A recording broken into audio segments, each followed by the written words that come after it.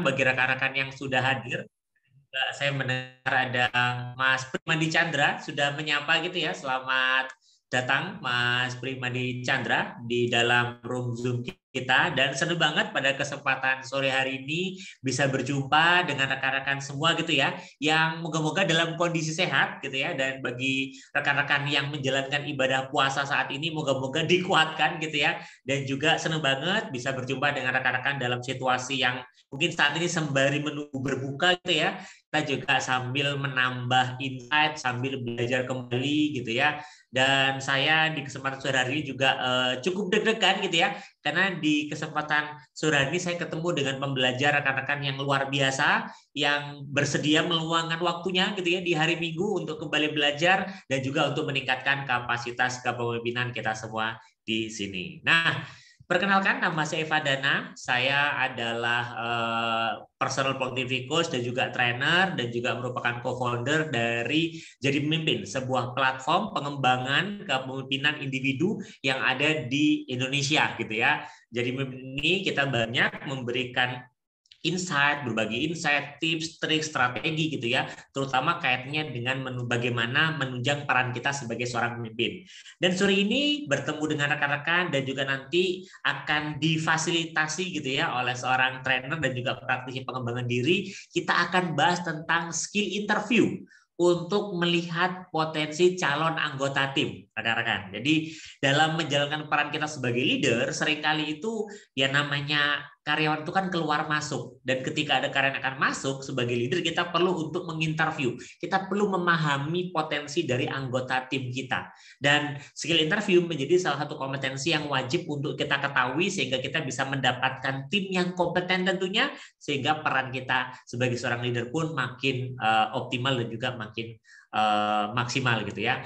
Nah, sebelum saya mulai lebih jauh tentang pembahasan tentang topik ini, saya ingin tahu nih rekan-rekan, gimana kabarnya hari ini, apa yang dirasakan di kesempatan sore hari ini, dan juga boleh juga sekalian kenalan gitu ya, asalnya mana. Jadi silakan ketikkan di kolom chat, saya ingin tahu seperti biasa, asalnya mana, dan juga boleh juga di-sharingkan apa yang dirasakan hari ini. Ya, contoh, saya kasih contoh gitu ya di chat saat ini, saya Ivan Dana, ya, yang saya rasakan sangat antusias. Oke, kita dari dan karena berjumpa dengan sahabat pembelajar dari seluruh Indonesia. Ya, oke. Oh, salah ketik saya, tapi nggak apa. Nah, seperti itu. Silakan rekan-rekan, skripnya seperti yang saya ketikkan di kolom chat. Saya Vandana dari Depok, gitu ya.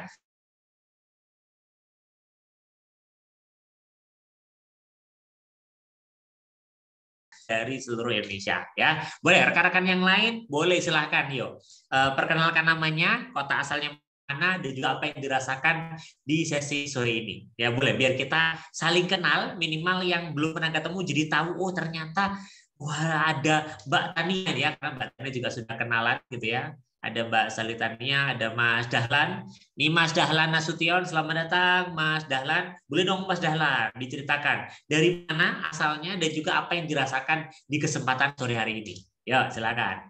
Nih Mbak Salitania dari Bekasi. Wah, jauh ini ya. Mbak Sali dari Bekasi, very excited dengan materi yang akan dibawakan. Siap, semangat Mbak Sali, terima kasih sudah hadir di kesempatan saya sore ini. Ini juga ada Mas Erlano Rian dari Jogja, dari Jogja ya, oke, lumayan jauh ini, Jawa Tengah ya. Sangat tertarik untuk mengikuti webinar sore ini. Siap, moga-moga dapat insight sore ini, Mas Erlano Rian, dan juga moga-moga nanti insight-nya bisa diterapkan untuk nanti menjalankan perannya dimanapun gitu ya. Oke, ada Mas Aji dari Sleman. Oh, selamat sore Mas Aji dari Sleman. Belum sharing nih insight-nya hari ini apa? Apa yang dirasakan hari ini? Ya, ada Mas Gani Wiharso dari Jakarta Timur. Saya ingin lebih tahu mendalam tentang proses interview. Siap, Mas Gani. Terima kasih sudah sharing gitu ya. Apa harapannya, apa yang diinginkan dari sesi workshop kali ini, sesi webinar kali ini ya. Dan juga bagi rekan-rekan juga, karena sekarang kebetulan sesi kita ini live. Live juga sesi kita sore ini gitu ya, live di LinkedIn dan juga di Facebook. Bagi rekan-rekan di LinkedIn yang juga mau kenalan, boleh silakan ketik di kolom yang ada di LinkedIn. Dan juga rekan-rekan yang juga sedang menyimak lewat Facebook, boleh juga ketik di kolom komentar ya untuk kenalan. Biar saya juga tahu nih dari mana aja yang menyimak di dua platform selain di room Zoom sore ini ya. Oke, ada Mbak Aisyah. Mbak Aisyah dari Tangerang. Oh, dari Tangerang ya. Senang banget bisa Mbak Ilmu. Senang juga bisa ketemu dengan Mbak Aisyah yang kayaknya dari emotikonnya ini pembelajar banget gitu ya. Minggu-minggu tapi kerasa banget dari chatnya, antusias belajarnya luar biasa. Sip, terima kasih. Mas Ilham Tanjung dari Pekanbaru. Selamat datang Mas Ilham dari Pekanbaru. Jauh juga ya. Gitu ya.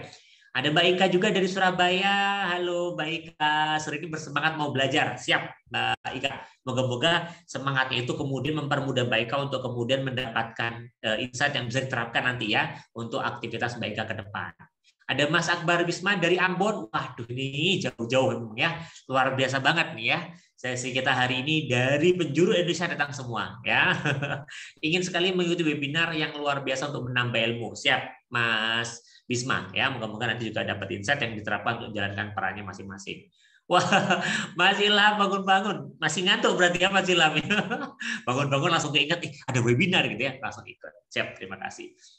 Ada Mas Farul Rozi dari Pontianak, Mas Dahlan, waduh dari Serdang Sumatera jauh sekali ya, Mas Dahlan ya, tertarik dan bisa diterapkan ke depannya. Siap, Mas Dahlan ini perlu menyimak ya, biar nanti jadi tahu penerapannya gimana. Oke, ada Mas Yohanes dari Jerman. Waduh, ada dari Jerman. Ini kayaknya webinar internasional ya, karena ada dari Jerman juga ya. Senang banget Mas Yohanes meluangkan waktunya sore ini ya dari Jerman dan moga-moga menambah insight untuk aktivitas kedepannya ya, apa yang dibahas di webinar kali ini. Ada Mbak Yanti dari Jakarta, tertarik mengatur potensi. Ya, nanti kita akan bahas tentang potensi. Ada Vidya dari Surabaya, ingin nambah wawasan interview yang pas itu gimana ya untuk cari kandidat. Siap Pak Vidya, nanti kita akan bahas ya. Dan juga ada Mbak Dwinda dari Kuningan, Jawa Barat. Selamat datang Mbak Dwinda. Thank you banyak buat rekan-rekan yang sudah berkenalan, sudah menyapa-nyapa dari seluruh Indonesia. Dan berarti webinar kali ini internasional ya, karena bahkan ada dari Mas Yones tadi dari Jerman ya. Sip. Thank you banyak rekan-rekan, dan kayaknya saya jadi panjang juga ngomongnya gitu ya. Kayaknya rekan-rekan udah nggak sabar untuk kita mulai pembahasan kita. Dan sesi kita hari ini akan ditemani oleh sahabat saya, seorang asesor perilaku dan juga praktisi pengembangan diri yang sudah malang melintang gitu ya di dunia pengembangan diri dan juga assessment khususnya ya. Dan beliau memang ya sering sekali menginterview. Ini kalau saya juga menyimak aktivitas beliau ini sering banget melakukan interview, dan itu di all level, nggak cuma level staff tapi juga di level manajemen pun beliau juga melakukan proses interview ya di organisasi. Dan untuk itu langsung aja kayaknya saya mau nyapa dulu deh, ini Kak Ririn, panggilan saya Kak Ririn ya. Kak Ririn, apakah sudah ready Kak Ririn? Boleh dong dari dulu Kak Ririn. Oh, masih di mute Kak Ririn. Nah ini kan ya tes suara dulu makanya ini saya nih. Selamat sore semuanya. Assalamualaikum warahmatullahi wabarakatuh. Kak Ivan, senang sekali sore ini ya. Ternyata banyak juga peminatnya. Kirain kalau ngabuburit pada apa jalan-jalan, apa ya, mungkin mulai menata meja gitu ya, biar cepat bukanya. Ternyata banyak yang hadir. Terima kasih semuanya. Oke, Karin boleh dong diceritakan sedikit Karin sebelum nanti Karin akan saya kasih waktu untuk sharing aktivitas saat ini apa sih Karin sebenarnya?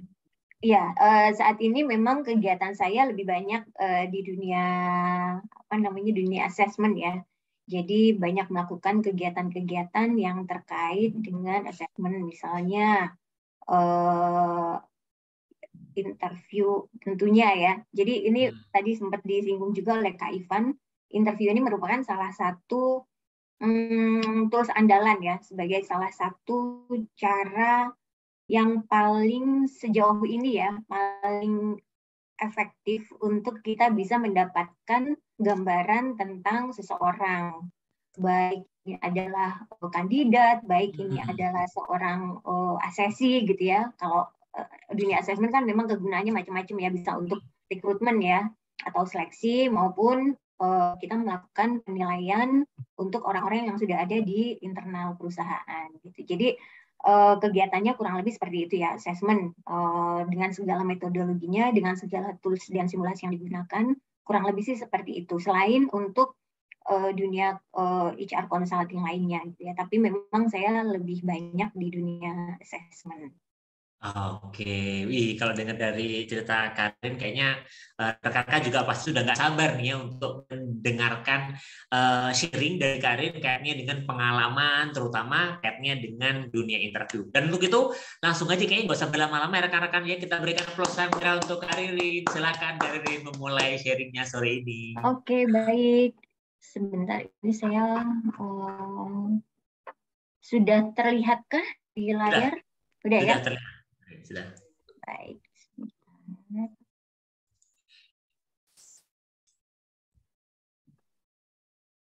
Ya. Baik.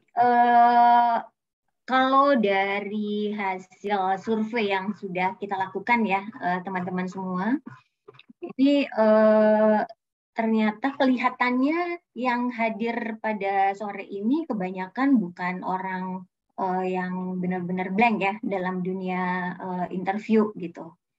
Jadi makanya mungkin sore ini saya nggak terlalu banyak dengan teori ataupun metode ataupun konsep ya, tapi lebih banyak kepada apa ya dari pengalaman praktikal ya. Dan saya harapkan nanti kita juga bisa lebih interaktif dalam arti banyak dari teman-teman ini yang pada bilang pengen tahu gimana ya kira-kira cara yang lebih efektif dalam melakukan interview, dapat insight-insight yang semoga akan bisa menambah knowledge ya, dan akhirnya bisa diterapkan sehingga punya teman-teman juga punya skill yang akan lebih baik lagi gitu ya ke depannya. Jadi nanti dalam prosesnya ini silakan aja ya, kalau ada yang mau mengajukan pertanyaan, silakan dituliskan di ruang chat ya. Nah, jadi mungkin bagaimanapun kan tetap kita mau ini ya sambil mereview gitu ya. Jadi mungkin teman-teman juga sering tahu apa interview ini ada beberapa jenis gitu ya. Nah, mungkin yang dari yang bisa saya sampaikan ini yang pertama kelihatan ya. Pertama adalah interview yang sifatnya standar atau konvensional. Nah, ini interview-interview yang biasa dilakukan oleh orang-orang yang mungkin awam ya. Jadi belum terlalu punya banyak knowledge tentang bagaimana cara melakukan interview yang efektif. Interview standar atau konvensional ini biasanya dilakukan dengan pertanyaan-pertanyaan umum ya. Misalnya kita pegang CV dari seorang kandidat gitu ya. Kemudian kita baca urutannya ya, biasanya lahirnya, kemudian latar belakang keluarga, kita tanya gitu ya, orang tuanya, kemudian keluarga yang lain ya, kakak atau adik, pendidikannya seperti apa, kegiatannya, pekerjaan gitu ya. Dan itu sebenarnya memang wajib untuk kita lakukan agar kita juga bisa tahu, kita bisa mendapatkan sense-nya. Jadi misalnya dari ayah saya pegawai BUMN. Nah, biasanya kita jadi tahu, oke, biasanya ya, kalau keluarga BUMN akan seperti apa sih gambarannya gitu ya. Biasanya mereka adalah orang-orang yang juga akan senang nih kalau anak-anaknya atau keluarganya juga bekerja dalam bidang yang pemerintahan, misalnya seperti itu ya. Meskipun ini belum tentu seperti itu semua gitu. Cuman dengan kita bisa mengetahui latar belakang tersebut, kita bisa dapat gambaran kira-kira seperti apa lingkungan dia dibesarkan gitu ya. Nah, kemudian biasanya juga yang banyak ditanya karena ini pertanyaannya tidak struktur ya dari pendidikan, kenapa kamu ambil jurusan ini tapi tidak dieksplor lebih lanjut gitu. Dan termasuk pertanyaan-pertanyaan terakhir tuh biasanya akan 5 tahun ke depan kamu mau jadi apa gitu. Sebenarnya tidak ada yang salah dengan pertanyaan tersebut, tapi kita memang harus lebih mengeksplor agar kita bisa mendapatkan lebih clear lagi kira-kira bagaimana ya aspirasi karirnya seperti apa yang mungkin juga drive-nya, achievement drive-nya seperti apa dari orang ini. Nah, interview standar atau konvensional yang sifatnya pertanyaan-pertanyaannya sangat umum, ini sekali lagi tidak salah, tapi nanti kita harus mengembangkan dengan lebih terarah lagi, gitu ya. Nah, kemudian ada jenis interview yang berikutnya, interview situasional ya ini namanya ya. Interview situasional ini biasanya difokuskan untuk melihat kinerja masa depan. Nah, ini biasanya orang user ya. Jadi kalau interview itu kan macam-macam ya, ada interview user, interview HR, kemudian ada juga interview yang lebih high level management gitu ya. Nah, kalau interview situasional ini biasanya dilakukan oleh user. Kenapa? Biasanya mereka memang lebih fokus kepada melihat bagaimana nih kira-kira orang ini kalau berada di posisi tertentu gitu. Biasanya mereka tanya, misalnya nih kalau orang HR ya, mau nyari orang HR juga. Gimana nih pengalaman pada saat menghadapi misalnya yang agak ekstrim, demo gitu ya, demo dari karyawan pabrik. Nah, apa yang akan kamu lakukan kalau menghadapi situasi tersebut, menghadapi demo orang-orang yang tidak puas dengan aturan-aturan yang diberikan perusahaan dan kemudian mereka melakukan demo massal. Nah, itu pertanyaannya cukup spesifik ya karena mengacu kepada sebuah situasi. Jadi pertanyaan-pertanyaan seperti ini biasanya memang dilakukan untuk mengetahui, oke, berarti orang ini bisa menghadapi situasi di pekerjaan seperti apa gitu ya. Atau misalnya kalau bicaranya adalah engineer gitu ya. Bagaimana cara kamu menghadapi kalau ada delay di produksi gitu. Nah, jadi pertanyaannya memang spesifik terhadap situasi yang biasa dihadapi oleh posisi yang akan dituju oleh si kandidat tersebut ya. Kemudian interview kasus. Sebenarnya ini mirip dengan interview situasional tadi ya, tapi ini sifatnya lebih spesifik lagi karena biasanya akan memberikan, belum tentu ini konkret dihadapi ya, tapi ini lebih melihat bagaimana kemampuan si kandidat menghadapi isu-isu atau menghadapi kasus-kasus yang sangat spesifik. Ini biasanya dilakukan dalam dalam proses seleksi di perusahaan-perusahaan consulting ya biasanya ya. Karena mereka memang pengen tahu bagaimana sih kemampuan abstraksi dari si kandidat tersebut, bagaimana kemampuan berpikirnya, bagaimana kemampuan konseptualnya gitu ya. Jadi interview kasus ini biasa disebut juga sebagai interview study case. Tidak ada yang salah, tidak ada yang benar ya, tapi itu adalah jenis-jenisnya ya. Jadi bagaimana kita bisa mengetahui potensi yang dimiliki oleh kandidat, itu ada beberapa cara tadi ya yang dilakukan. Nah, sekarang yang terakhir, kita nanti kita nanti akan lebih banyak fokus kepada interview perilaku ya. Interview perilaku ini sering juga disebut sebagai behavior interview ya. Jadi sebelumnya saya pengen ngasih gambaran dulu ya. Jadi yang akan kita bahas di sini ini adalah interview perilaku atau behavior interview dan bukan behavior event interview atau BEI ya. Saya mungkin perlu sedikit memperjelas ya. Teman-teman mungkin juga bisa nanti belajar lebih lanjut lagi.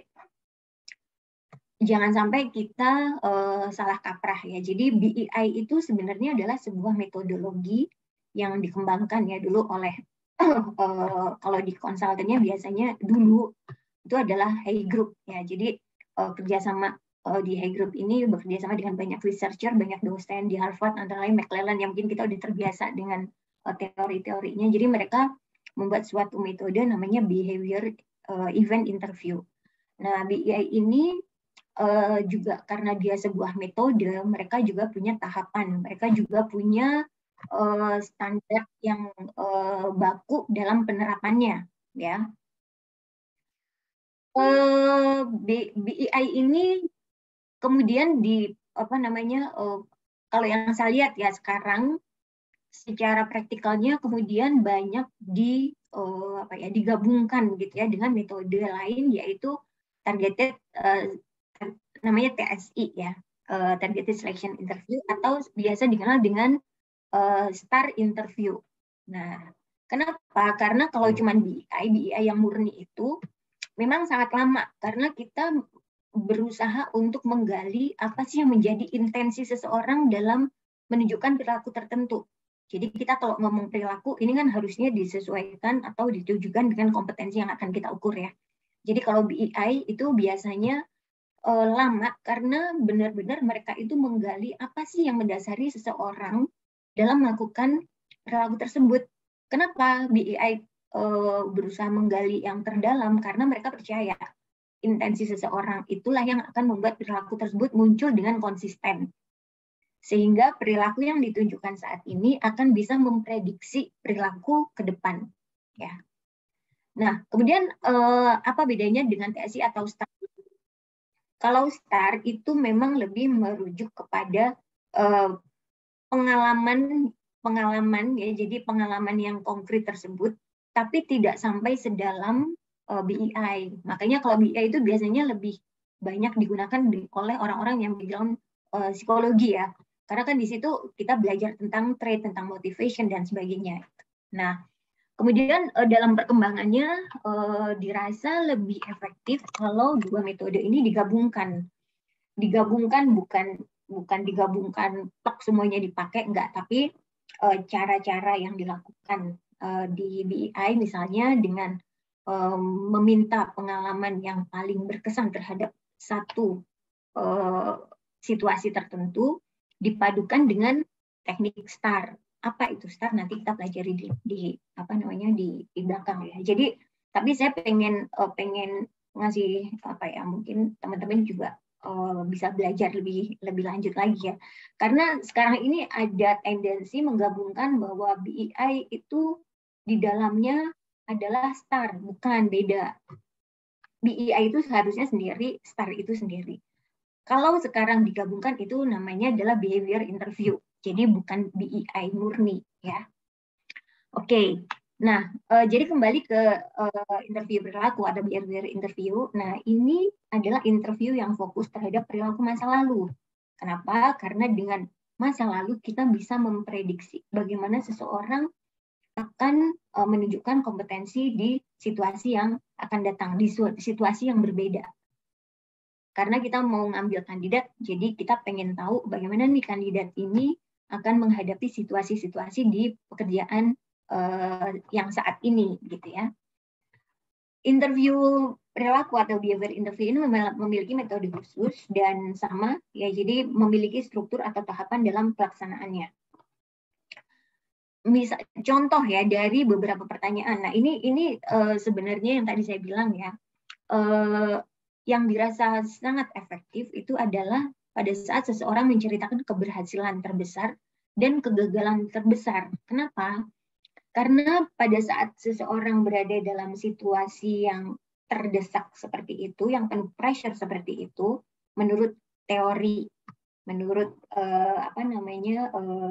konsep dari BEI itu adalah orang akan menunjukkan kemampuan terbaiknya. Kenapa? Karena dia di-press ya, karena dia kan di-push untuk melakukan sesuatu gitu. Seharusnya pada saat di-push dia akan mengeluarkan semua energinya, mengeluarkan semua effort-nya. Itu teorinya ya. Jadi dalam keberhasilan dan kegagalan itu nanti seharusnya akan muncul kompetensi yang kuat ya. Oke. Oke. Kak Ivan, ini kalau ada yang mau tanya boleh langsung nulis di chat ya. Boleh, kalau misalkan rekan-rekan ada yang mau tanyakan, langsung aja boleh diketik di kolom chat ya. Nanti akan bantu saya lihat untuk nanti kita bisa diskusi. Ya. Jadi dalam interview perilaku ini, seseorang kita akan ngulik, kita akan oprek-oprek gitu ya. Bagaimana seseorang ini menunjukkan kompetensi dari pengalaman-pengalaman masa lalunya, gitu ya. Jadi dengan interview ini, seseorang akan didorong untuk dia bercerita, menunjukkan pengalaman-pengalaman konkret. Jadi tolong dicatat pengalaman konkret yang sudah dia lakukan. Kenapa harus konkret? Dan itu harus konkret. Kenapa? Karena kalau dia tidak konkret berarti akan ngarang. Dan kenapa apa namanya interview perilaku dengan menggunakan STAR metode ini dirasa memiliki kelebihan karena dengan STAR dia kan ada tahapannya ya, dan itu orang akan diulik dengan detail. Biasanya manusia pada umumnya kalau ditanya dengan detail seharusnya dia menunjukkan cerita yang asli murni gitu. Kenapa? Karena kalau dia ngarang, begitu dia dibalikin lagi pertanyaannya, mungkin udah akan mengalami kesulitan gitu ya. Kecuali dia mungkin pernah menang Oscar ya, jadi mungkin bisa punya strategi itu untuk menghadapi pertanyaan-pertanyaan yang detail tersebut. Nah, jadi karena dilakukan dengan sistematis, dengan sebuah metode yang sudah teruji, kalau di BEI itu kan benar-benar dengan research yang sangat mendalam, jadi diharapkan seseorang benar-benar bisa menceritakan kejadian yang sudah dia alami. Ya. Kalau tidak dialami berarti zong, berarti kita tidak bisa nilai nanti. Ya. Oke, jadi ini sama lah ya. Tapi jadi pengukur interview yang kita lakukan ini sebenarnya tujuannya adalah untuk mendapatkan bagaimana kita bisa melihat soft skill atau soft kompetensi yang dimiliki oleh kandidat tersebut ya. Ini kelebihannya antara lain ya. Ini adalah cara yang efektif. Kenapa efektif? Karena tadi ada metodologi yang terarah dan terstruktur. Kemudian kelebihannya juga apa? Memberi gambar yang lebih spesifik gitu.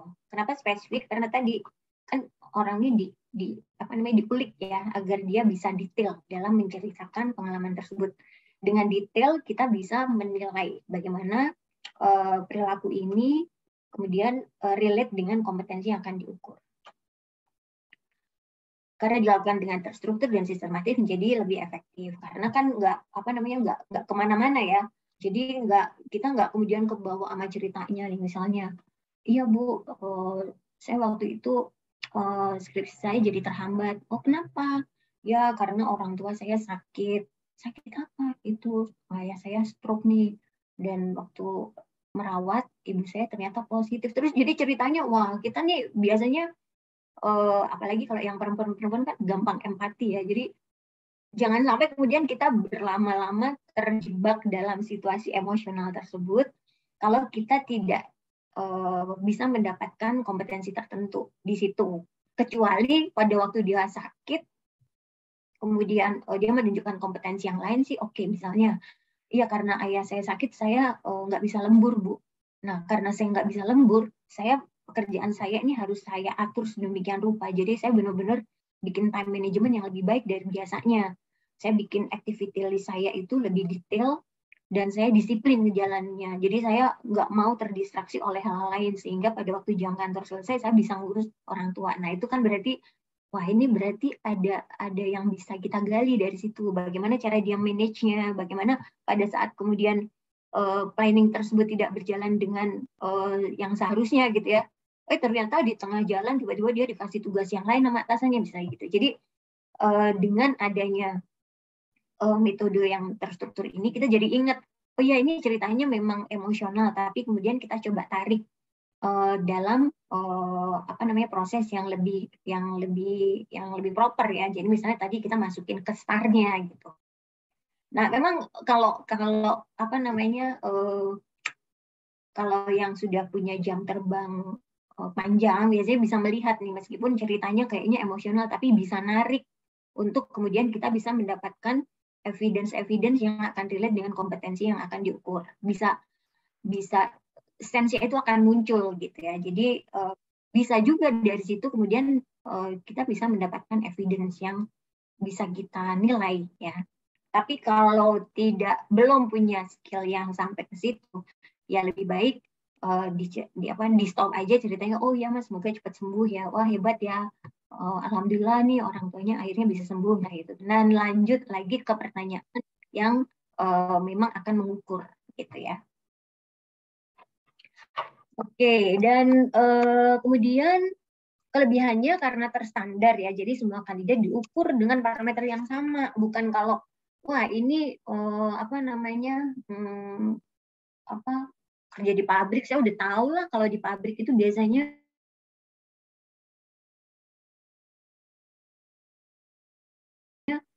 jadi semua orang tetap diukur, tetap ditanya dengan cara yang sama dan nanti diukur dengan parameter yang sama ya. Nah, karena yang digali adalah bukti konkret atau evidence yang pernah dialami, maka dasar pengukuran ini memiliki validitas yang lebih tinggi. Ini kelemahannya, memerlukan waktu yang lama. Ya maksudnya lama itu relatif ya, tapi makanya ini memang disarankan untuk bukan user interview ya, biasanya HR interview atau psikolog interview. Kenapa? Karena waktu yang dibutuhkan itu memang nggak bisa cuma setengah jam, apalagi kalau kompetensi yang kita ukur itu banyak gitu ya. Kemudian membutuhkan skill khusus sehingga harus mendapatkan pelatihan atau jam terbang yang tinggi. Ini sebenarnya tidak masalah kalau teman-teman rajin ya, rajin belajar, rajin cari materi-materi, dan yang penting ya ampun. Jadi ya, makasih ya. Kenapa? Bisa di-mute dulu. Dan kemudian menambah jam terbang ya. Jadi memang sebenarnya kalau di apa namanya di dunia assessment untuk interview ini yang efektif, kita belajar tekniknya, belajar metodenya, kemudian kita praktis, di feedback, praktis lagi, di feedback. Nah itu biasanya akan bisa memberi hasil yang lebih baik ya. Jadi meskipun waktunya pendek tapi sangat intensif, nah itu nanti kita juga akan sangat terlatih jadinya ya. Nggak usah butuh waktu panjang, tapi memang harus dengan pelatihan yang sangat ideal seperti tadi. Kemudian kelemahannya, perusahaan idealnya memang sudah harus memiliki kamus kompetensi standar. Nah ini catatan ya buat teman-teman ya. Jadi sebaiknya memang sudah memiliki kompetensi standar. Nah, kemudian kalau misalnya, wah di perusahaan saya belum ada nih kamus kompetensi standar, oh nggak apa-apa, berarti kita pakai kamus kompetensi yang umum aja gitu. Jadi misalnya apa sih yang paling dibutuhkan untuk kita merekrut seseorang? Kalau yang seharusnya kan perusahaan itu udah punya ya, karena udah punya core kompetensi, udah ada core ini. Jadi kita mengacu ke situ. Apalagi kalau perusahaan yang emang udah established kan biasanya sudah ada apa namanya setiap posisi itu sudah ada standarnya. Misalnya untuk posisi sebagai engineer, maka achievement drive-nya harus sekian levelnya, kemudian teamwork-nya harus sekian gitu ya. Nah, tapi kalau belum ada, nggak apa-apa. Yang penting ada kesepakatan bahwa semua kandidat yang harus diukur kompetensi apa saja dan mereka udah harus sampai di level apa gitu ya. Oke. Nah, ini jadi yang tadi saya sebut-sebut ini adalah metode yang sampai saat ini dianggap efektif ya dalam kita menentukan bagaimana kemampuan atau kompetensi, dalam hal ini adalah soft kompetensi seseorang ya dalam kita melakukan interview. STAR interview namanya. STAR interview, situation, task, action, dan result. Ini adalah teknik mendapatkan evidence. Dan pertanyaannya bersumber dari pengalaman. Kenapa pengalaman tadi? Karena kita harus selalu berpegang kepada past behavior, jadi perilaku masa lalu yang sudah ditunjukkan.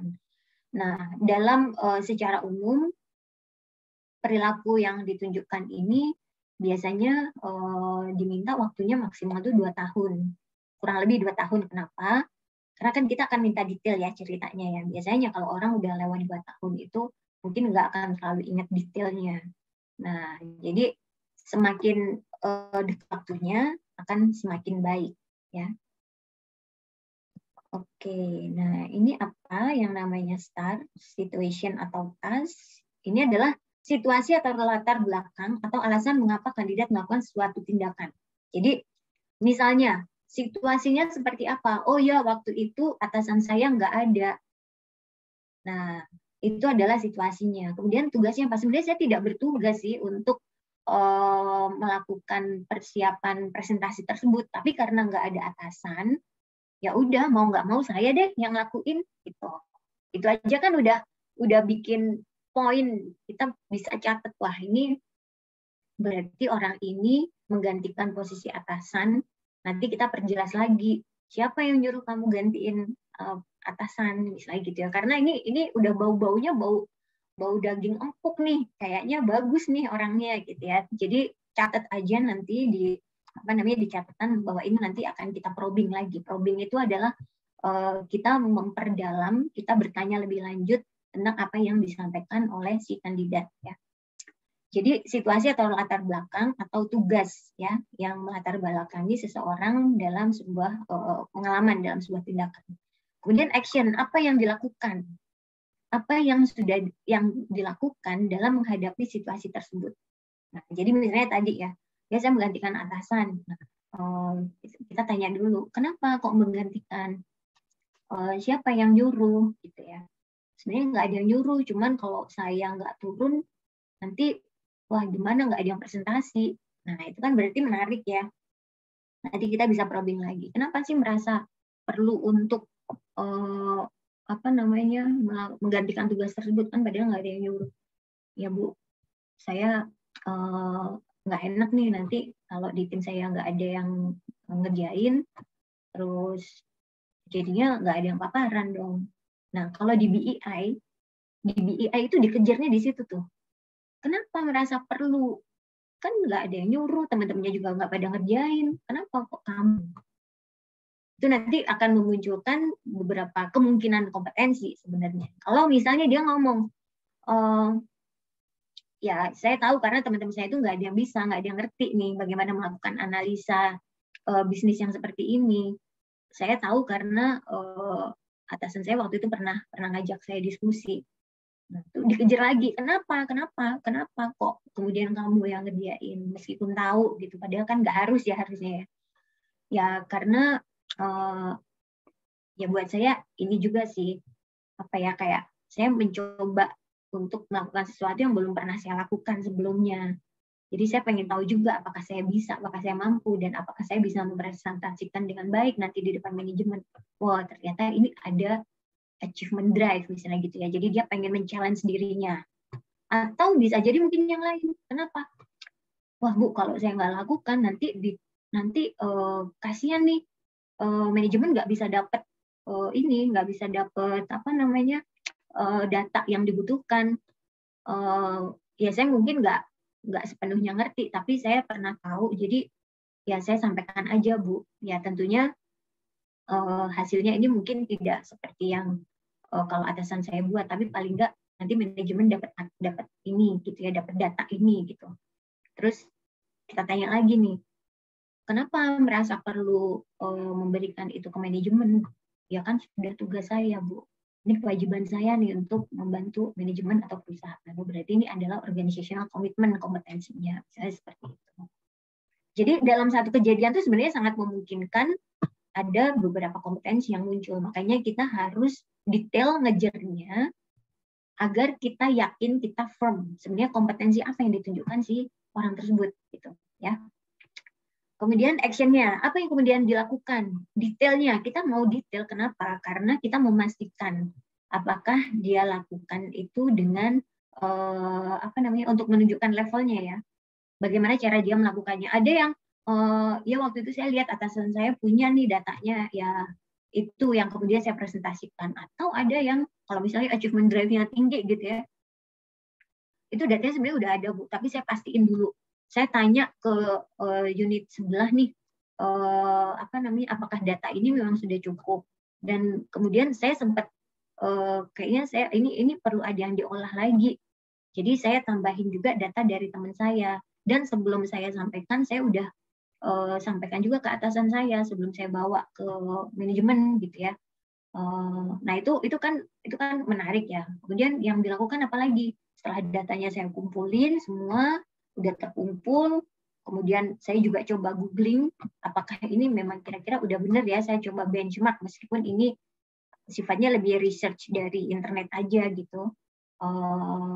Baru setelah itu Setelah ada hasilnya, saya sampaikan ke atasan saya untuk direview sebentar.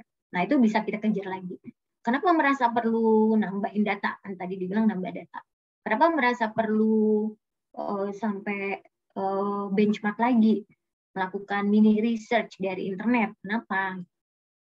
Itu bau kompetensi lagi tuh.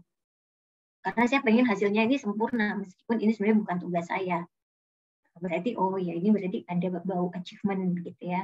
Ada bau achievement drive. Atau biar saya nggak salah, Bu. Ini jangan sampai salah. Karena data-data ini kan untuk manajemen, jadi harus akurat. Ya, kenapa mesti akurat? Ya memang harus data itu ya harus benar. Oh, berarti orang ini ada kemungkinan kompetensinya adalah consent for order misalnya, ya, compliance-nya yang tinggi, bukan achievement ternyata. Ya. Oke, nah dan kemudian kita tanya yang tadi kan ST-nya udah, action-nya apa, dan kemudian result-nya. Bagaimana hasilnya? Ternyata manajemen senang dengan apa yang sudah saya sampaikan, dan mereka dari data tersebut mereka tahu bagaimana harus mengambil keputusan. Bahkan saya sempat mendapat apresiasi misalnya seperti itu. Tapi kalau misalnya ternyata hasilnya nggak benar nih Bu, datanya masih harus ditambah lagi. Dari sesuatu. Karena ternyata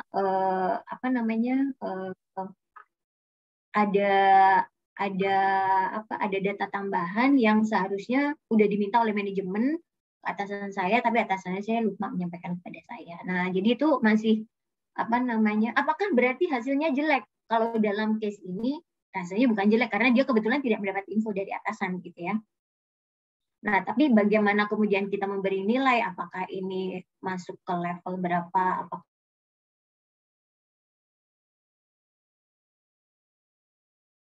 memprobing, kita mengeksplor lagi dari hasil yang sudah diomongin. Kalau dia ngomong, ternyata hasilnya bagus, Bu. Ya jangan berhenti di situ. Bagusnya itu bagus apa, dari sisi mana, dan kenapa dibilang bagus, gitu ya. Kalau di BEI itu biasanya akan diprobing lagi tuh. Karena ini yang akan menunjukkan intensinya gitu. Jadi kalau di BEI itu ditanyanya, kenapa kemudian merasa puas? Kenapa kemudian merasa senang? Atau kenapa merasa kecewa? Karena banyak kecewa itu kan belum berarti jelek ya. Kecewa itu bisa aja ngomongnya dia kecewa dari ukuran dia, tapi kalau buat ukuran umum sebenarnya udah oke. Kenapa? Saya kecewa, Bu, karena saya harusnya bisa lebih baik, Bu. Kenapa bisa lebih baik? Iya, karena waktu saya itu kan mepet, Bu.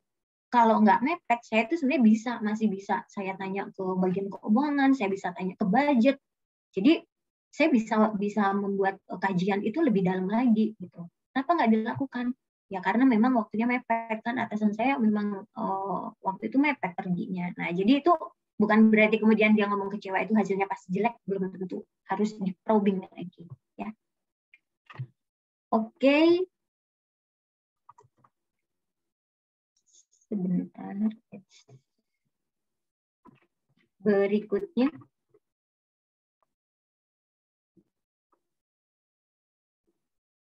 Nah, ini alasan-alasannya ya. Kenapa sih kita perlu kenapa kita merasa perlu menggunakan metode STAR ini ya? Karena penting untuk melakukan penilaian, kita bisa tahu yang sesungguhnya apa yang dilakukan oleh seseorang dalam situasi yang dihadapi, bukan apa yang akan mereka lakukan. Kalau udah ngomong akan, itu udah berarti coret. Udah pasti salah. Karena kita maunya pas. Kita maunya perilaku yang lalu, yang sudah ditunjukkan. Ya. Dan kemudian alasannya kenapa kita perlu menggunakan STAR ini dirasa cukup efektif juga karena kita bisa mengidentifikasi gambaran atau situasi yang kritis. Dan tadi udah saya ceritakan, biasanya pada saat kritis itu atau pada saat yang sangat kompleks atau yang penuh pressure itu biasanya akan muncul kemampuan terbaik seseorang.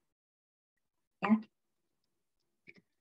Nah, ini jenis-jenis STAR ya. STAR ini ada STAR lengkap. Nah, itu yang harus kita kejar itu sebenarnya yang STAR lengkap ini.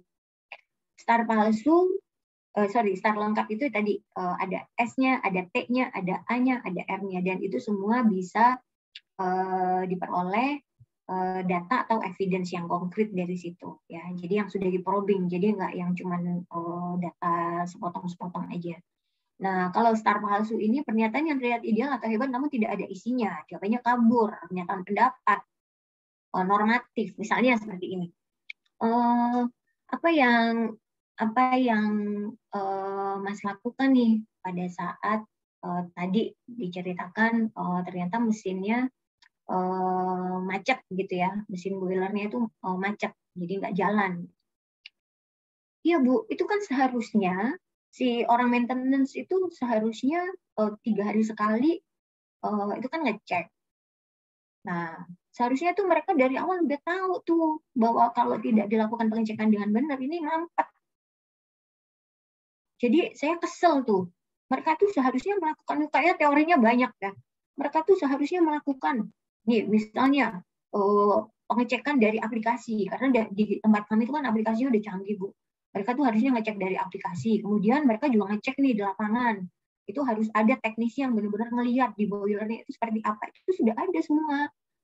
Saya tahu itu sudah ada semua Bu checklistnya.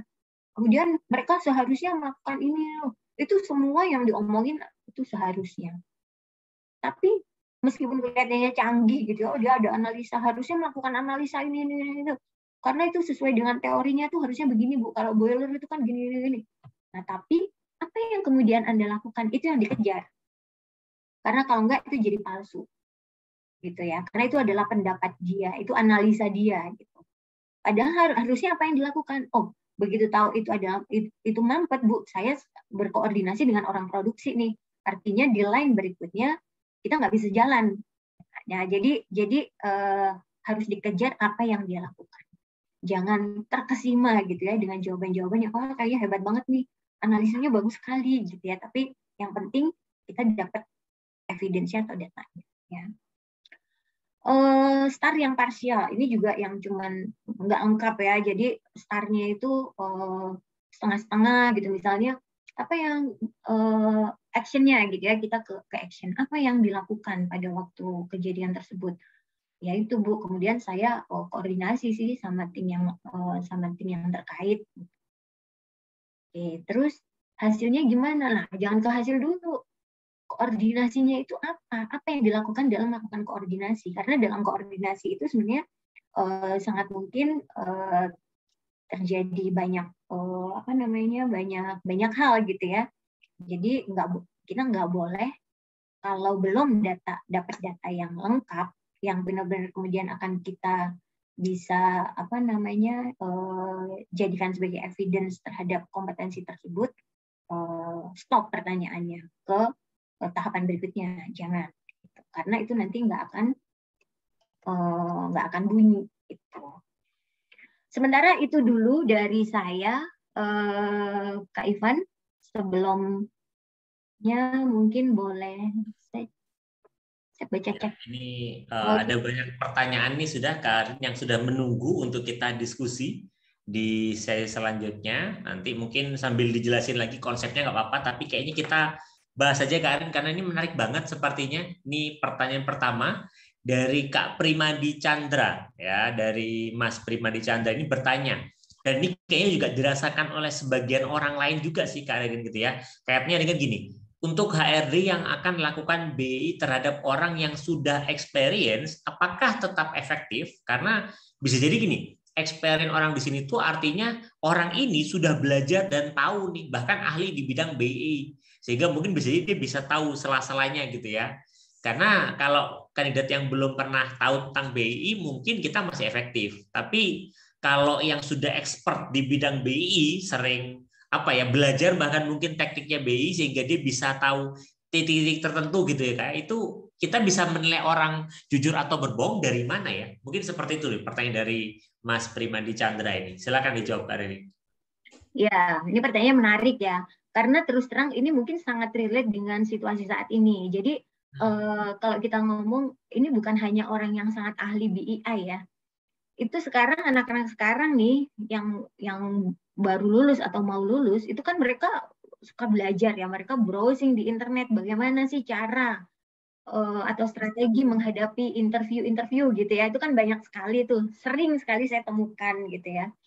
Nah, kembali ke pertanyaannya, terus bagaimana cara kita membedakan ini kira-kira ceritanya beneran atau enggak gitu ya. Nah, sebenarnya gini, mungkin saya bisa kasih tips ya, tips untuk mempermudah proses kita. Saya biasanya menggunakan ada form ya, jadi ada form. Kandidat yang akan kita interview itu disuruh menuliskan form. Formnya itu biasanya ada 2 ya. Jadi pengalaman terkompleks yang pernah dihadapi, tapi ini terkait dengan achievement. Jadi pengalaman yang paling buat dia itu paling berkesan dalam hal karena dia puas ya. Jadi dia mendapat apresiasi atau dia merasa puas lah dengan satu kejadian. Dan yang kedua adalah kebalikannya. Pengalaman yang dia rasa dia menemukan kegagalan atau dia frustasi atau dia tidak happy lah gitu. Nah, dia disuruh cerita di situ. Tadi yang saya bilang salah satu kunci cara kita untuk membedakan mana ya ini kira-kira cerita yang benar atau yang enggak, bahkan itu adalah orang yang BEI sekalipun, itu memang biasanya dari bagaimana cara kita mengukur intensi, gitu ya. Intensi apa sih yang mendasari orang? Jadi misalnya saya belajar BEI cukup lama, kemudian saya ditanya misalnya pengen yang paling gampang ya, mengukur achievement drive saya gitu ya. Karena saya tahu teorinya, maka saya akan ngomong bahwa semua yang saya ceritakan itu intensinya adalah achievement drive. Gitu ya. Misalnya, kenapa sih mau melakukan kenapa mau lembur-lembur pada waktu itu gitu ya. Ya saya ngomong ya karena dengan lembur saya merasa optimal nih dalam bekerja. Jadi saya bisa memberikan hasil terbaik saya. Nah, ini kan berarti kompetensinya adalah yang muncul ini dari cerita ini adalah achievement drive gitu ya. Tapi nanti ditanya lagi, kenapa merasa perlu? Kenapa merasa perlu untuk menunjukkan drive yang besar tadi? Ya karena saya memang kepengen agar nanti karir saya itu naik karena saya punya achievement yang baik di sini dan karir saya itu naik. Kenapa terus kalau karirnya naik? Karena dengan karir naik maka saya bisa punya posisi yang lebih tinggi lagi. Aspirasi saya ke depan itu juga akan lebih udah lebih sudah lebih ngarah ke karir yang lebih tinggi. Nah, kalau itu kan kelihatannya inline nggak sih? Inline ya. Jadi, berarti memang meskipun saya ngerti BEI, ternyata kalau memang itu inline, ya nggak apa-apa gitu. Yang akan jadi pertanyaan adalah karena saya ngerti BEI, kemudian karena maksudnya kan nggak apa-apa juga kalau orang BEI, ngerti BEI, tapi memang orangnya bagus kan nggak apa-apa gitu ya. Nah, tapi kalau ternyata, sebentar ini pertanyaannya.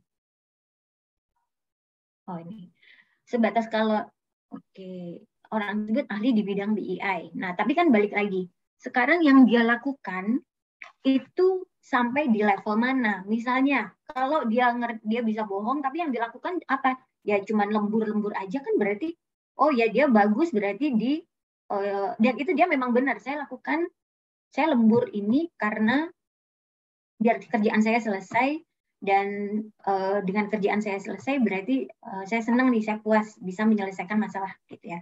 Tapi sebenarnya itu kan levelnya cuma level lembur doang gitu.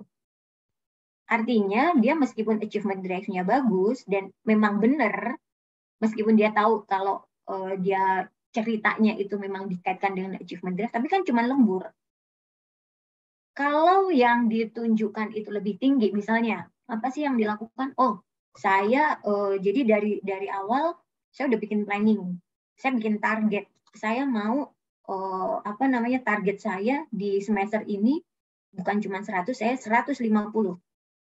Apa yang dilakukan? Oh, itu kelihatan effortnya. Dan kemudian pada saat ditanya, kenapa sih kok setting targetnya 150%? Ya karena saya pengen, saya senang ada kepuasan bisa mencapai hasil yang lebih tinggi. Nah ini kita lihat effortnya. Jadi meskipun dia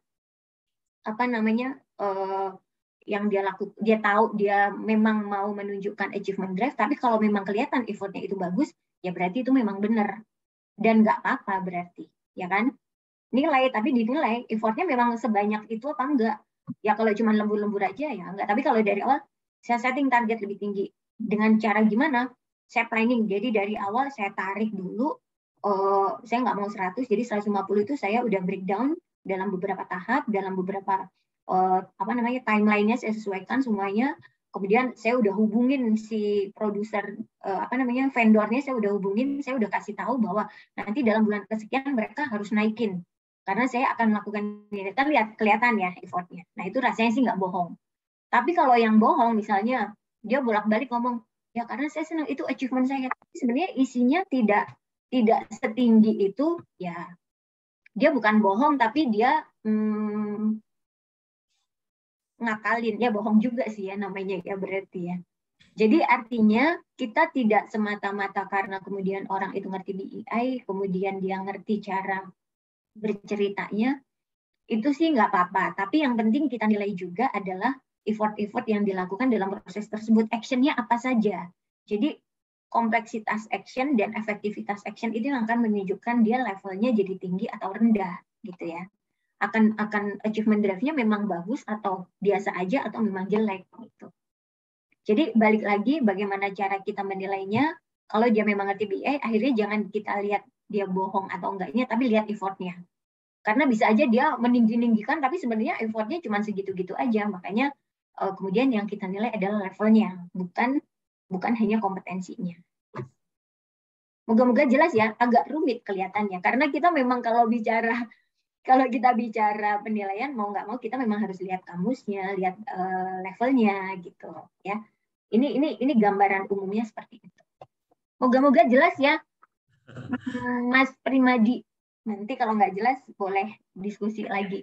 Bisa bertanya lagi. Tapi kalau saya coba simpulkan sebenarnya gini ya Karin ya. Jadi BI itu jangan dilihat sebagai skrip saja, skrip bertanya. Kalau skrip bertanya sudah pasti ya di luar sana orang bisa belajar skrip bertanya, tapi dalam BI ini kita sebagai interview itu yang melihat ke action, tindakan. Karena kan kelihatan tuh orang ini benar-benar melakukan atau enggak itu dilihat dari effort, kalau tadi kata Karin ya. Jadi ketika kita bertanya, kita menanyakan mungkin apa effort yang sudah dia lakukan di masa lalu, kendalanya apa, tantangannya apa, dan apa yang kemudian dia lakukan. Dari situ kan nanti akan kelihatan, benar dilakuin atau enggak itu harusnya kelihatan ya. Karena ini berbicara tentang action, tindakan, effort yang dia keluarkan. Orang yang effortnya nggak ada ya nanti ketika cerita bisa jadi akan kemana-mana gitu. Ya. Nggak, istilah orang nggak ajak gitu, seperti itu. Ya, nggak ya. Konsisten ya. Ya benar. Jadi kitanya yang perlu peka juga Karin ya untuk melakukan interview gimana biar bisa melakukan validasi terhadap jawaban dia. Nggak diterima sekali tapi benar-benar dikejar itu sampai benar-benar kita validasi. Oh memang dia benar-benar melakukan nih kemarin. Gitu. Ya. Oke, sip. Nah selanjutnya ada lagi nih Karin dari Mas Gani. Ya dari Mas Gani ada nggak sih contoh pertanyaan? Nah ini Mas Gani butuh contoh gitu ya.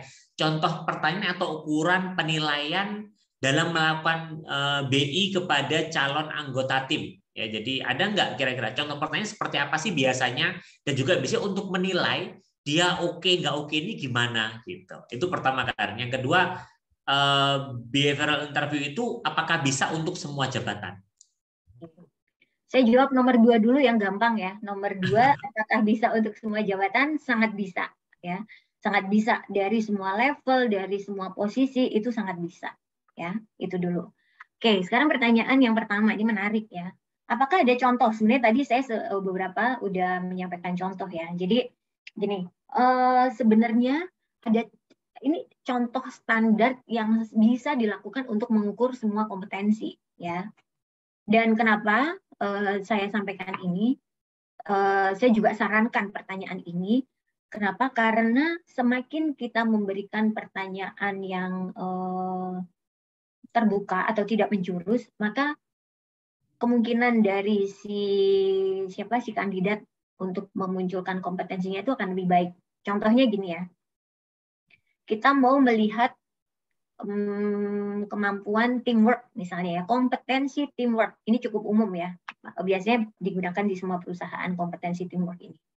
Contohnya adalah gini, saya pengen nanti teman-teman boleh chat ya di sini ya, saya pengen lihat mana yang kira-kira efektif pertanyaannya. Pertanyaan pertama adalah, bisa tolong diceritakan pengalaman yang paling berkesan, yang paling diingat ya pada saat melakukan kerjasama dengan rekan-rekan kerja.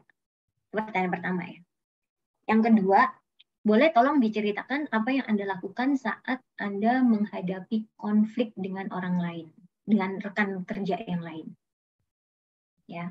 Nah, itu pertanyaan pertama pancingannya ya. Nah, menurut teman-teman kira-kira lebih efektif yang mana, pertanyaan pertama atau kedua?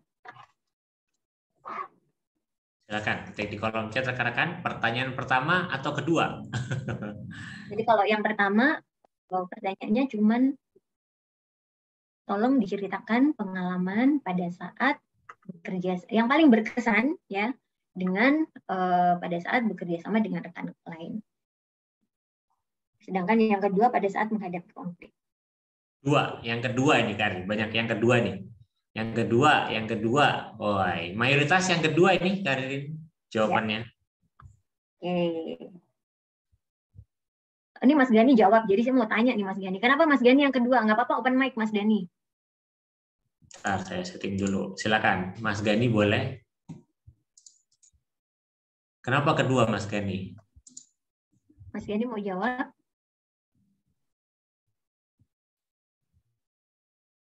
Atau mau di chat aja boleh? Teman-teman juga boleh kalau mau ngechat.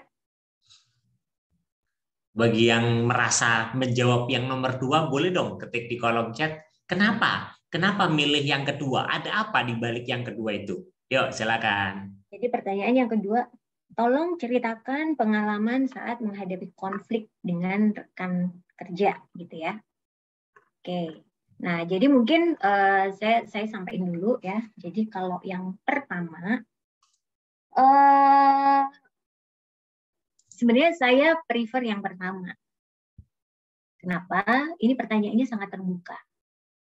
Ya. Jadi kalau yang pertama ini terbuka, umum ya. Memang kelihatannya umum, tapi nanti kita akan giring gitu ya. Akan giring ke yang lebih spesifik nanti dengan star-nya. Ini kan baru pertanyaannya. Kalau yang kedua, ini juga nggak salah sih sebenarnya, pengalaman konflik. Masalahnya nggak semua orang mungkin pernah menghadapi konflik dengan rekan kerja. Ya kan? Kalau kita nggak benar-benar ngukur kemampuan konflik, kecuali kita memang sangat kepengen ya. Maksudnya kita nanti sebagai atasan pengen tahu bagaimana cara dia menghadapi konflik dengan rekan kerja, ini ditanyakan akan sangat bagus. Tapi kalau kita hanya pengen melihat secara general bagaimana kemampuan dia team working, maka sebaiknya ditanya yang pertama. Ya. Mbak Alfi betul sekali ini, karena ketika ada konflik maka kelihatan aslinya seperti apa. Oke, Mas Gani juga benar, karena kalau yang kedua kita bisa mengetahui pengalamannya pada saat menghadapi konflik dan bagaimana proses dia menjalankan sampai kemudian solusi apa gitu ya. Nah ini juga bagus. Yang kedua tadi saya sampaikan. Nah tapi sekarang kita kalau yang memang bukan kita pengen tahu bagaimana cara dia menghadapi konfliknya, tapi lebih kepada team working-nya, pengen lihat bagaimana dia orangnya akomodatif atau enggak, kemudian dia ngeyelan atau enggak, helpful atau enggak. Nah itu maka ditanyakan yang pertama kalau pengen tahu kompetensi teamwork yang lebih general. Tapi kalau memang kepengen spesifik, wah saya perlu nih Bu nanya yang kedua. Kenapa? Karena tim saya ini ada orang yang memang suka konflik, atau atasan saya lagi itu orangnya memang agak keras gitu ya, orangnya agak unik. Jadi potensi konflik itu besar, sehingga saya harus tahu bagaimana anak ini nanti menghadapinya nih, si calon tim saya ini, misalnya gitu ya. Nah, jadi itu tadi pertanyaan pertamanya ya. Bisa tolong ceritakan pengalaman yang berkesan pada saat bekerja sama dengan rekan lain. Nah, itu adalah pertanyaannya. Kemudian kita arahkan. Kalau dia mau cerita nih, oh iya Bu, jadi waktu itu saya pengalaman saya ini waktu saya berada di sebuah task force, dan di task force tersebut orangnya orang macam-macam ya. Itulah kemudian saya mau nggak mau nih harus ngebantu karena banyak orang yang udah senior. Nah itu jangan di ini dulu ya. Jadi jangan orangnya ditarik dulu. Oke, kita mulai nyatet. Boleh diceritakan pada waktu itu task force apa? Kita harus S ya. Kita mulai ke S nih. Mungkin lebih spesifiknya gimana ceritanya gimana nih? Mungkin dari awalnya dulu ya Mas ya. Ini task force tentang apa nih? Biar kita dapat gambaran. Kalau kita nggak punya gambaran, nanti kita jadi gampang ke bawah nih cerita gitu ya sama kandidat kita. Kita pengen tahu sekompleks apa gitu masalahnya. Ini adalah task force yang terkait dengan kan ini perusahaan lagi bikin SOP baru ya. Jadi apa ya mungkin di review dulu gitu Bu task force-nya ini. Makanya dari macam-macam nih, dari orang keuangan, ada orang legal, ada orang produksi, ada orang customer service. Jadi semua ini dijadikan satu. Oke. Kita udah catat nih situasinya seperti itu.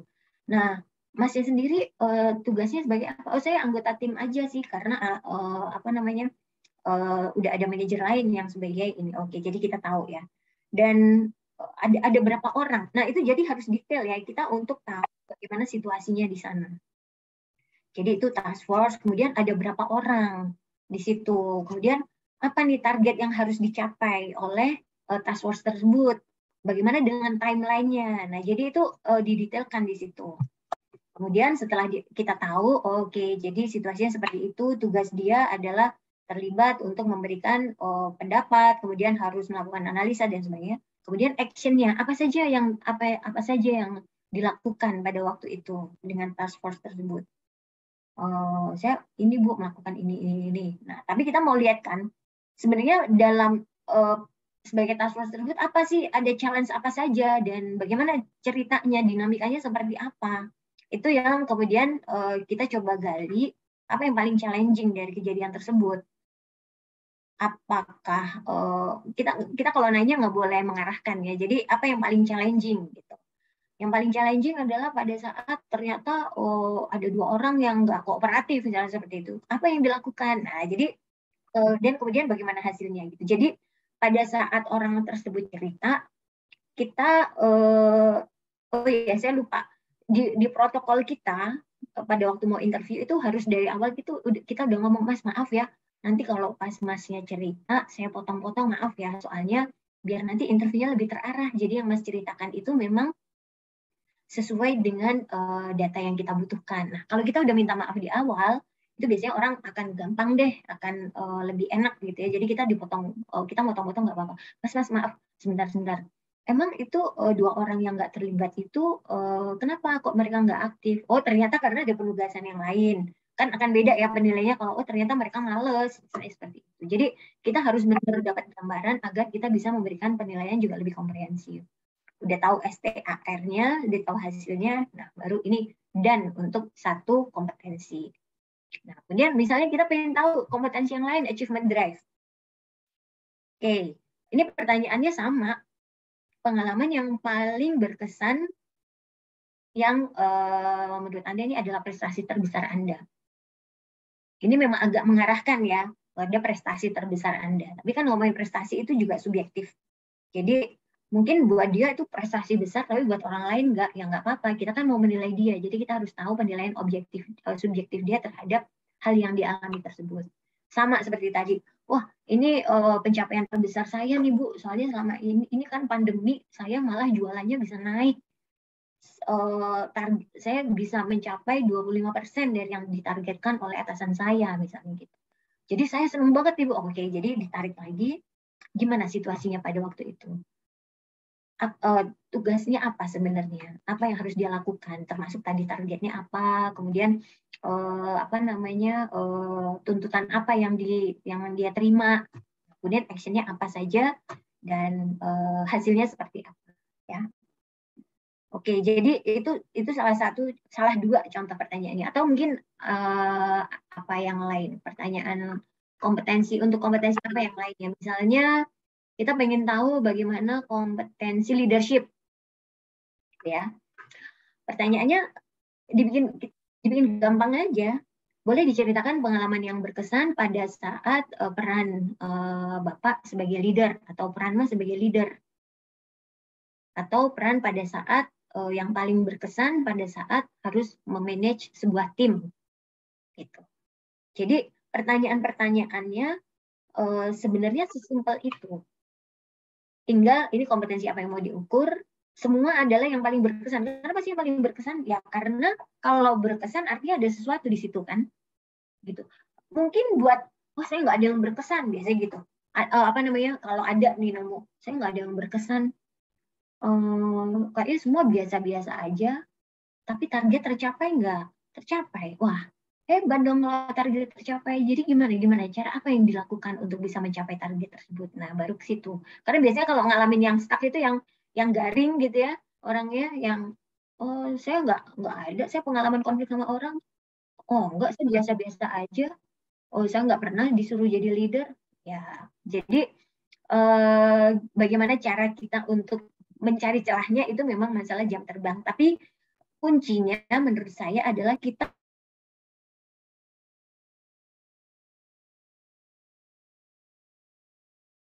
CV. Jadi kita tahu di CV orang tersebut apa, dan mungkin ada hal-hal yang tersebut, gitu ya. Oke, yang lain silakan.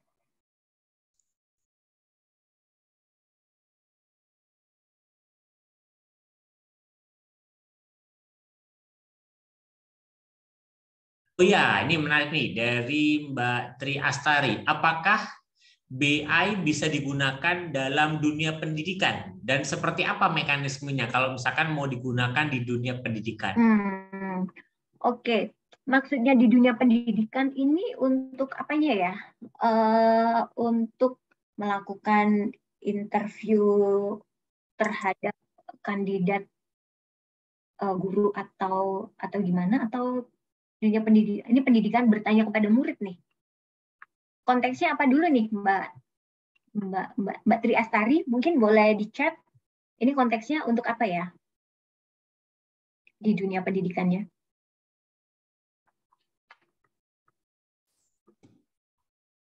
Oh, guru atau asesor. Oke. Untuk guru, oh tentunya bisa ya, tapi maksudnya guru nanya ke murid ya? Bisa jadi Kak, mungkin penerapannya kali ya kalau menurut Kak Ririn dari sejauh ini gitu ya berinteraksi dengan dunia pendidikan kita, kira-kira teknik BI ini bisa digunakan nggak ya? Dan dalam konteks apa aja Kak? Kalau menurut Kak Ririn, mungkin seperti itu mungkin maksudnya pertanyaan. Ya. Sebenarnya bisa ya, sebenarnya bisa diterapkan di dunia pendidikan. Jadi misalnya bagaimana cara kita untuk bisa mengetahui ini kalau guru-guru BK ya biasanya ya. Kalau sekarang kan guru BK ya. Bagaimana misalnya ada anak yang nilainya turun, tapi kalau gini, kalau di behavior interview yang kita lakukan ini memang lebih efektif untuk dunia kerja.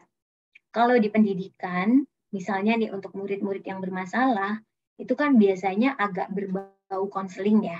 Jadi mungkin meskipun tahapannya itu bisa dilakukan, tapi ada sentuhan-sentuhan yang berbeda sih menurut saya gitu ya. Jadi ada sentuhan yang berbeda karena di sini kita nanyanya memang menanyakan sesuatu yang spesifik lebih kepada untuk mengetahui soft skill. Kalau di dunia pendidikan untuk menilai seorang anak apa ya, mungkin agak susah ya. Tapi kalau kita pengen tahu bagaimana achievement drive seorang anak, ya bisa dari sini. Kenapa kamu merasa perlu belajarnya sampai seperti itu? Kenapa perlu memperbanyak latihan, misalnya seperti itu ya, untuk menilai bagaimana nih kira-kira potensi si anak ini, bisa dari situ. Tapi kalau untuk konseling menurut saya agak susah ya, misalnya anak yang bandel gitu ya, karena itu agak beda ya, tujuannya pun berbeda gitu. Gitu. Oke. Selanjutnya Kak Ririn dari Mas Dahlan. yang mau saya tanyakan, apakah efektif dalam interview yang ditanyakan gaji yang diinginkan berapa? Nah, dan sebenarnya mungkin ini penasarannya adalah karena kan bisa perusahaan itu sudah punya SOP, tapi mungkin kenapa ya kok setiap kali interview ditanyakan lagi, itu masih efektif nggak sih? Oke, ya. Sebenarnya itu mau melihat apa sebenarnya? IQ, AQ, atau SQ? Kalau seperti ini. Iya, jadi kan nanti mungkin Kak Ivan juga bisa nambahin ya. Jadi kalau kenapa sih kok masih nulis gaji yang diinginkan berapa? Karena biasanya orang HR juga pengen tahu nomor satu pengen tahu ekspektasi tentunya ya. Kemudian nomor dua juga tahu berarti ini range yang akan kita berikan itu seperti apa. Kalau misalnya dia ternyata wah gajinya udah tinggi sekali dan terlalu jauh dari yang akan kita berikan, ya mungkin jadinya nggak perlu terlalu berpanjang-panjang juga gitu ya, atau langsung aja di skip dulu proses yang lain dan kita fokus dulu ke situ gitu. Ada beberapa perusahaan yang memang gitu ya Kak Ivan ya. Jadi dari awal mereka udah mau tahu dulu gajinya gitu. Jadi biasanya interview setelah interview dengan user ya, usernya oke, dengan HR itu udah langsung nanya gaji gitu. Kenapa? Karena kalau terlalu jauh range-nya, wah ini udah nggak mungkin, ya udah nggak usah berlama-lama gitu. Makanya kalau dibilang efektif atau enggak, kembali lagi ya dari perspektifnya. Tapi menurut saya sih masih penting sehingga kita sama-sama bisa ngukur gitu. Terutama orang HR ya, karena HR kan sangat berkepentingan nih dengan gaji ini. Karena bisa aja meskipun wah dia pengalamannya baru 3 tahun tapi di kantor lama kan gajinya udah sangat tinggi.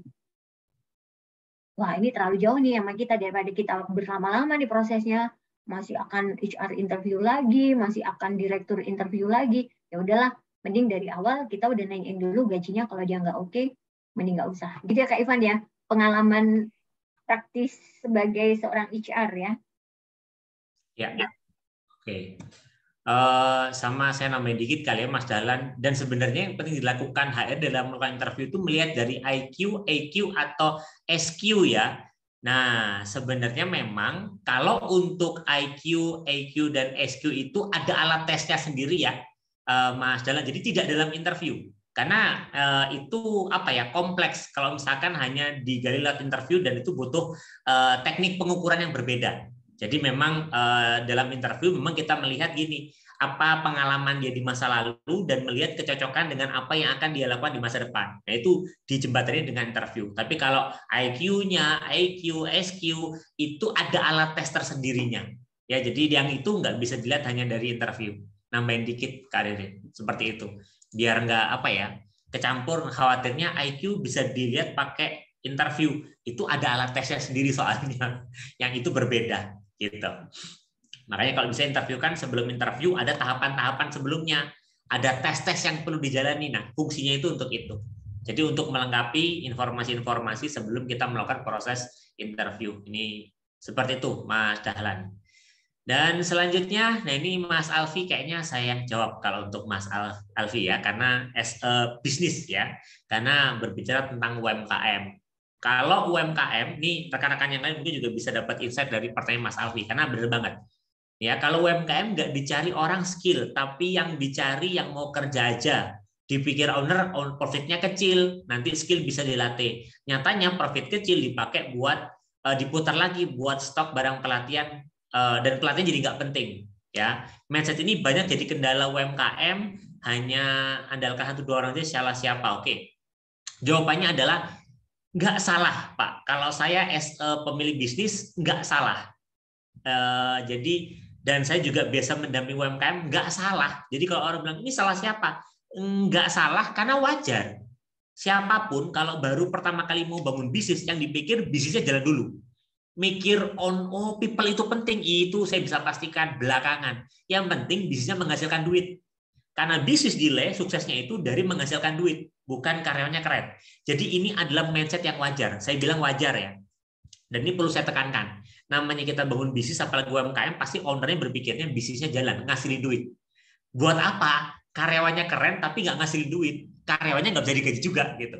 Jadi ini mindset yang perlu dipahami. Jadi bisnis di level awal pasti mindsetnya profit. Itu wajar.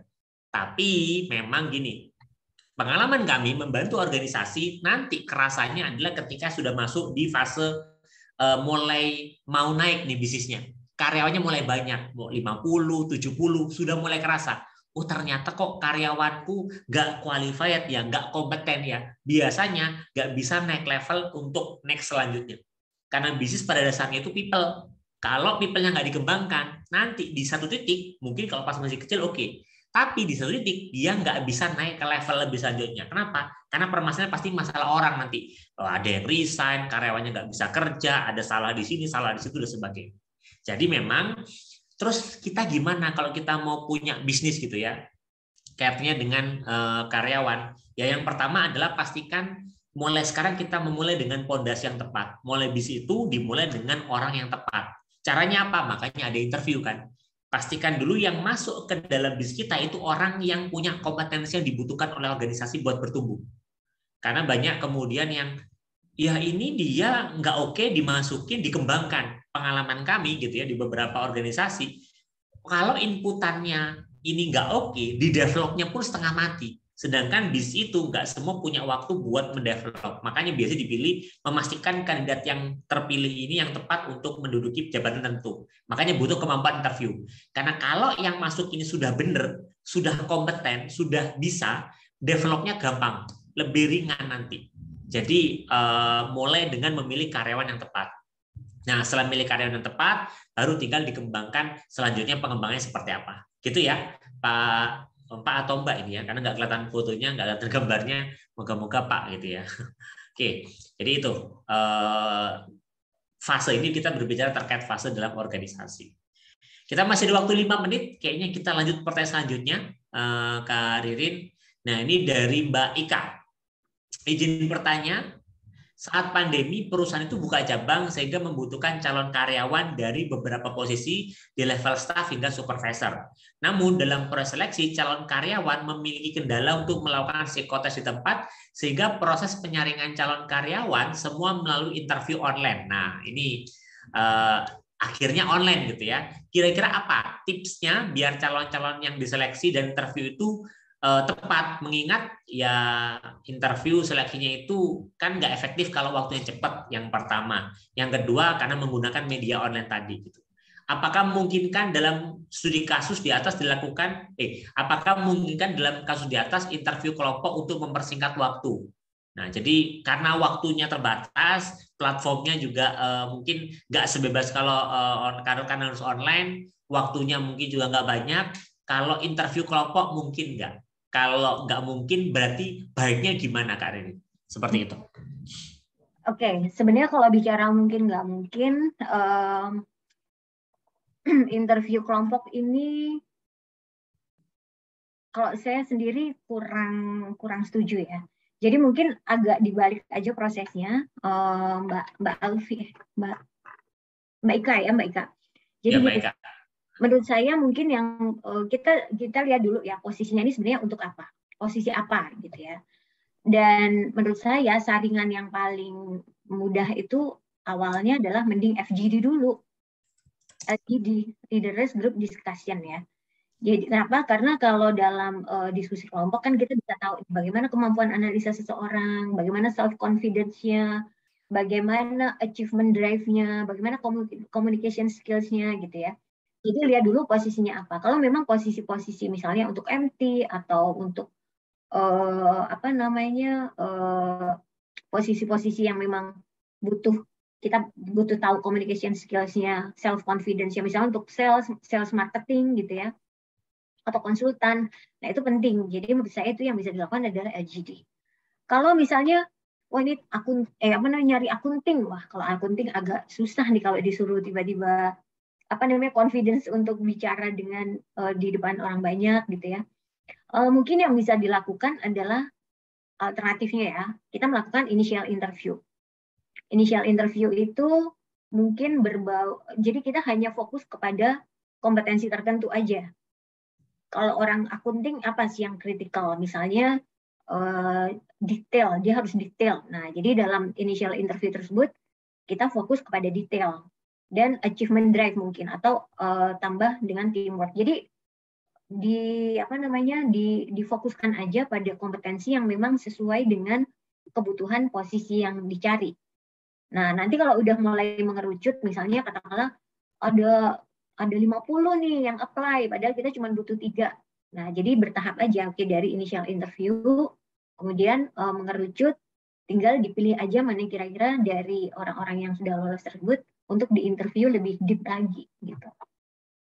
Saya tetap merasa interview ini adalah sebuah tools yang paling efektif. Kenapa? Karena kita tuh bisa eksplor lebih lanjut. Kalau kita nggak puas, kita bisa langsung tanya. Kalau ada jawaban yang meragukan, kita bisa langsung challenge lagi dengan pertanyaan lain gitu ya. Jadi saya masih setuju untuk sekalipun kita ada kendala waktu, tapi jangan skip interview. Kalau memang memungkinkan misalnya LGD, Leaderless Group Discussion atau Focus Group Discussion dilakukan, disaring dari situ, tapi kalau nggak bisa, tetap interview. Mungkin nggak lama ya, cuma 10 menit, tapi fokus kepada beberapa kompetensi yang kita mau ukur. Ada lagi tipsnya ya, mungkin yang ini juga cukup mudah untuk dilakukan adalah diberi semacam kuesioner. Ya. Jadi dari kuesioner tersebut pertanyaan-pertanyaannya seperti interview, tapi dia harus bikin jawaban langsung. Misalnya 50 orang gitu ya, misalnya lagi di Zoom, atau langsung atau nggak langsung nggak apa-apa, sebelum proses interview dikasih semacam kuesioner tersebut, misalnya untuk mengukur kemampuan teamworking, kasih aja pertanyaan seperti yang tadi. Coba ceritakan pada saat Anda harus bekerja sama dengan orang lain, situasi yang paling berkesan atau yang paling kompleks, atau pada saat menghadapi konflik dengan orang lain. Jadi apapun yang kita ingin tahu dari orang tersebut kita tanyakan, kemudian setelah dikumpulkan semua, kita pelajari mana yang kira-kira memang kelihatan menonjol, nah itu yang akan kita interview. Jadi udah ada beberapa alternatif. Semoga menjawab ya, Mbak Ika ya.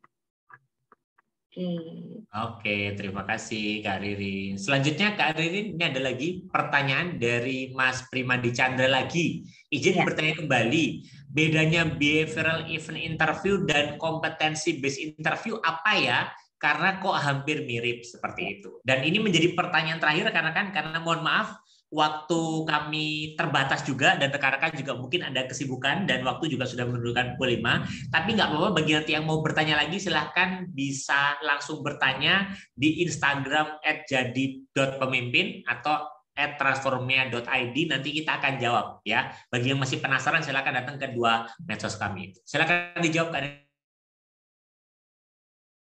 Cukup banyak knowledge ya tentang interview ya. Jadi kalau behavioral event interview ini sebenarnya tadi saya bilang ini ilmu dasarnya ya.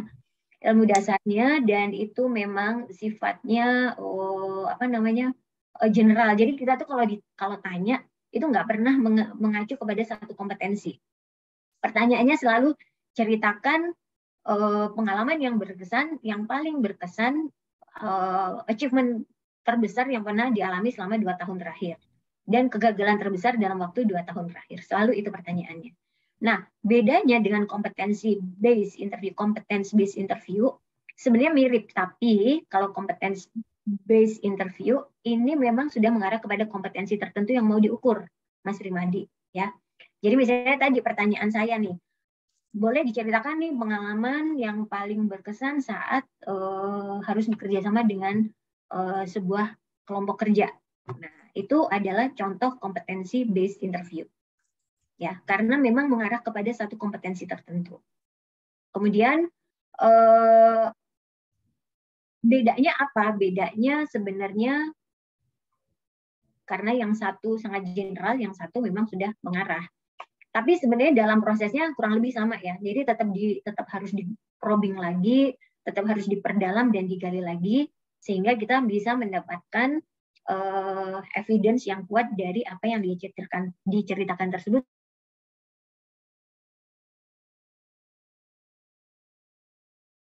Kedalamannya, dia ada di level yang seperti apa. Moga-moga menjawab ya Mas Primadi ya. Tapi itu memang dikembangkan dari BEI sih, kalau kompetensi atau CBI ya, competency based interview tersebut. Terima kasih Bu Ririn, terima kasih Kak Ya, Ivan. sama-sama. Oke, sama-sama rekan-rekan. Kita berikan aplaus yang meriah dulu dong rekan-rekan untuk Kak Ririn yang sudah membagikan banyak insight dan juga pengalamannya kepada kita semua. Dan saya yakin rekan-rekan setelah sini masih banyak pertanyaan atau mungkin kayaknya saya jadi tertarik ke sini deh dan sebagainya. Silahkan nanti rekan-rekan bisa lagi diskusi dengan kami di Instagram @jadipemimpin atau juga @transformia.id gitu ya. Di sana nanti rekan-rekan bisa berdiskusi, bisa berinteraksi dengan kami. Nanti ada adminnya yang nanti akan menyampaikan ke para trainer kami sehingga nanti bisa kita diskusi lebih lanjut di dunia maya. Nah, gimana rekan-rekan saat ini ada form feedback gitu ya, ada form feedback yang bisa rekan-rekan isi. Silakan isi linknya ya, isi linknya atau juga scan QR code-nya. Nah, linknya error nih katanya Mas Aziz. Mungkin bisa dibantu di-share juga di kolom chat bagi rekan-rekan yang mau ngisi. Jadi nanti bisa ngisi linknya juga nih karena linknya sepertinya sedang error katanya ya. Oke, sambil menunggu rekan-rekan linknya nanti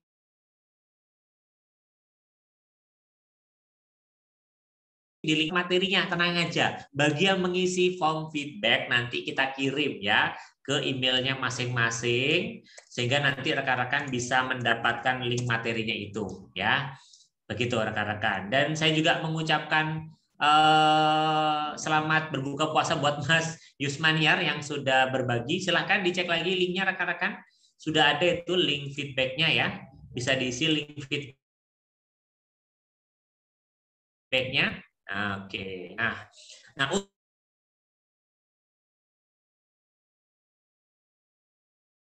subscribe di Instagram, di YouTube jadi pemimpin gitu ya. Nanti setiap rekaman webinar kami dari yang dulu sampai sekarang itu sudah ada. Nah, ini sudah ada termasuk juga nanti juga ada tips, trik, insight dari para trainer kami. Jadi banyak trainer kami, asosiat kami yang nanti akan saya berbagi kepada rekan-rekan kaitannya dengan dunia kepemimpinan. Moga-moga membantu bagi rekan-rekan yang ingin dapat insight sembari nunggu mungkin waktu berbuka puasa, silahkan dibuka di YouTube Jadi Pemimpin. Kita akan rutin gitu ya, rutin upload tiap minggunya berbagai tips, trik dan juga strategi yang bisa membantu untuk pengembangan kepemimpinan teman-teman semua di sini.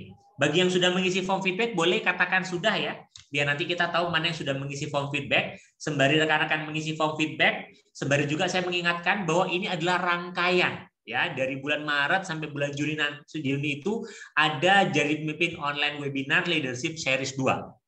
Ya, sekarang kita masuk di pertemuan ketiga, skill interview. Nanti tanggal 24 akan ada tentang langkah memberikan feedback yang efektif bagi leader. Jadi bagi rekan-rekan yang jadi leader nih, ternyata ngasih feedback itu ada framework-nya, ada tahapannya, ada strateginya. Nanti bersama dengan Kak Ira Safira akan dipandu ya langkah-langkahnya gimana. Termasuk juga tanggal 15 Mei ada komunikasi gitu ya. Nah, itu bisa juga nanti tanggal 15 Mei. Link daftarnya di mana? Silahkan kunjungi Instagram Jadi Pemimpin. Nanti rekan jadi pemimpin, nanti rekan-rekan ada link tree yang bisa rekan-rekan nanti copy gitu sehingga nanti rekan-rekan bisa daftar di sana semua. Atau saat lagi saya akan sertakan ya. Saya akan sertakan biar rekan-rekan nanti lebih gampang untuk mendaftar ya. Jadi Instagramnya @jadi.pemimpin. Nah, ini link tree-nya bagi yang mau daftar, boleh. Nanti rekan-rekan tinggal copy saja. Oke, makasih Mas Yohanes. Oke, ini linknya bagi yang mau daftar lagi. Terima kasih bagi rekan-rekan yang sudah mengisi form feedback. Nanti sertifikat dan juga link materi nanti kita akan kirimkan. Ya, thank you banyak rekan-rekan. Bagi yang menjalankan ibadah puasa, bagi yang sudah berbuka, selamat berbuka puasa. Bagi yang sedang menunggu saat berbuka, semoga dilancarkan prosesnya ke depannya dan kita akan ketemu di sesi selanjutnya ya. Sampai ketemu rekan-rekan, silakan daftar bagi rekan-rekan ingin daftar di event-event webinar selanjutnya. Saya Ivan Dana selaku MC di kesempatan sore hari ini dan juga ada Kak Ririn. Say hi Kak Ririn. Mengucapkan terima kasih semuanya.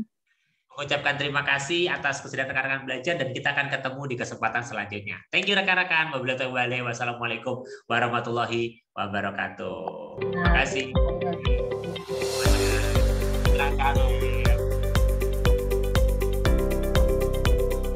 Terima kasih Kak Ivan. Terima kasih. Terima kasih Mas Prima. Sehat-sehat Mas.